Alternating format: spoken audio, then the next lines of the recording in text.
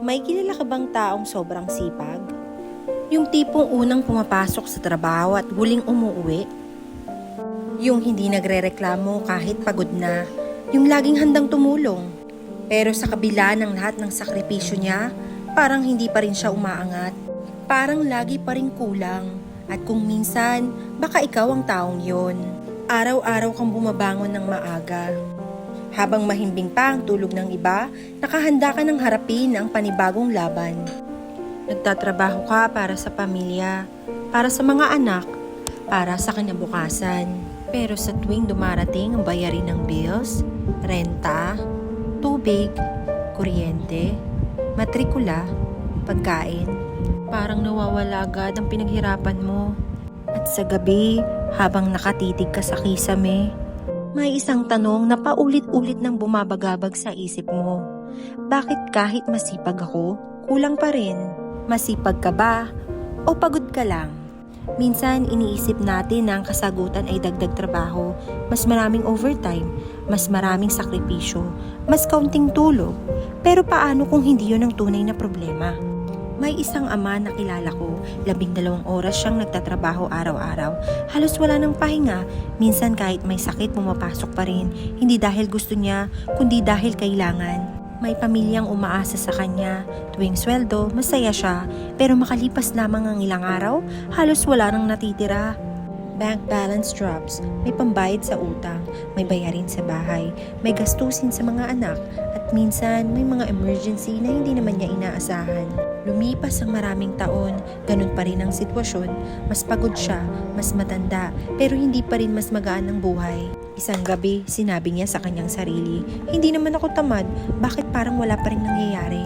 Same person, same worries. Maraming Pilipinong nakakaranas nito at ang masakit, hindi dahil kulang sila sa sipag, kundi dahil minsan puro sipag lang ang meron sila. Walang ibang paraan na gumagana para sa kanila. Tandaan mo to, ang sipag ay mahalaga, pero hindi sapat ang sipag lamang. Kung araw-araw kang sumasahod, pero araw-araw din itong nauubos, para kang nag-iigib ng tubig sa timba na may butas. Kahit gaano karami ang laman, unti-unti pa rin itong nawawala. Isa sa pinakamalaking dahilan kung bakit maraming tao ang nahihirapang makaahon ay dahil wala silang pagkakataong huminto at mag-isip. Busy sila, pagod sila, at naiintindihan ko yon. Pero minsan, kailangan nating itanong sa sarili natin, ang ginagawa ko ba ngayon ay magdadala sa akin sa magandang buhay makalipas ang 5 taon? O inuulit ko lang ang parehong cycle? Running hard, going nowhere. May isa pang dahilan, minsan mas inuuna natin ang pagpa-impress sa ibang tao kaysa sa pag-secure ng kinabukasan natin. Masakit pakinggan pero totoo, may mga taong hirap na pero bumibili pa rin ng bagay na hindi naman kailangan. Unpaid bills, hindi nababayaran ng likes ang mga bills, hindi nababayaran ng papuri ang utang, hindi nabibili ng validation ng kapayapaan ng isip. May isa pang katotohanan, minsan ang pinakamahal na bagay sa buhay ay hindi ang mga binibili natin, kundi ang mga pagkakataong pinalalagpas natin. Yung panahon na pwede sana tayong matuto ng bagong skill, yung pagkakataong pwede sana tayong magsimula ng maliit na sideline, yung oras na pwede sana nating gamitin para mag-improve. May isang nanay na nagtatrabaho buong araw. Pag uwi niya, inaasikaso niya pa ang mga anak. Pagod na pagod siya, pero gabi-gabi, naglalaan siya ng 30 minuto para matuto. Hindi 1 oras, hindi 3 oras, 30 minuto lang. Paglipas ng 1 taon, may bago siyang kakayahan. Paglipas ng 2 taon, nagkaroon siya ng dagdag na pagkakakitaan. Paglipas ng ilang taon, hindi na siya umaasa sa isang source of income. Hindi siya yumaman overnight, pero unti-unti siyang umangat. Maliit na hakbang, malaking pagbabago. Maraming pangarap ang namatay dahil naghihintay tayo ng tamang panahon. Kapag may pera na, kapag may oras na, kapag handa na. Pero ang totoo, bihirang dumating ang perpektong oras. Ang mga taong nagtagumpay ay nagsimula kahit hindi pa sila handa, kahit natatakot, kahit nagdududa, kahit maraming problema. Kung ikaw ay pagod na, kung pakiramdam mo ay wala nang nangyayari sa buhay mo, kung naiiyak ka minsan dahil parang hindi sapat ang lahat ng ginagawa mo, gusto kong malaman mo to, hindi nasasayang ang bawat sakripisyo mo.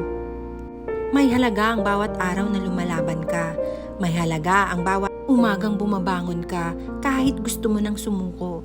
May halaga ang bawat pagkakataong pinipili mong magpatuloy. Pero huwag mong kalimutan, bukod sa sipag, kailangan din ng direksyon. Bukod sa pagtatrabaho ng mabuti, kailangan din ng pag-aaral. Bukod sa pagsisikap, kailangan din ng tamang desisyon. Dahil ang layunin ay hindi lamang mabuhay. Ang layunin ay magkaroon ng buhay na may kapayapaan. Buhay na hindi puro paghabol sa bayarin. Buhay na may oras para sa pamilya. Buhay na may pag-asa. At tandaan mo, hindi ka mahina, hindi ka tamad, hindi ka nabigo, baka pagod ka lang. Baka kailangan mo lang ng bagong direksyon. At minsan, ang pagbabago ng buhay ay nagsisimula sa isang simpleng desisyon. Ang desisyong hindi sumuko. Ito ang Positive Pulse PH. Kung gusto mo ng mga kwentong nagbibigay inspirasyon, pag-asa at aral sa buhay, huwag kalimutang mag-like, subscribe at pindutin ang notification bell. Dahil dito sa Positive Pulse PH, sama-sama tayong matututong bumangon, lumaban at maniwala na may mas magandang bukas para sa ating lahat.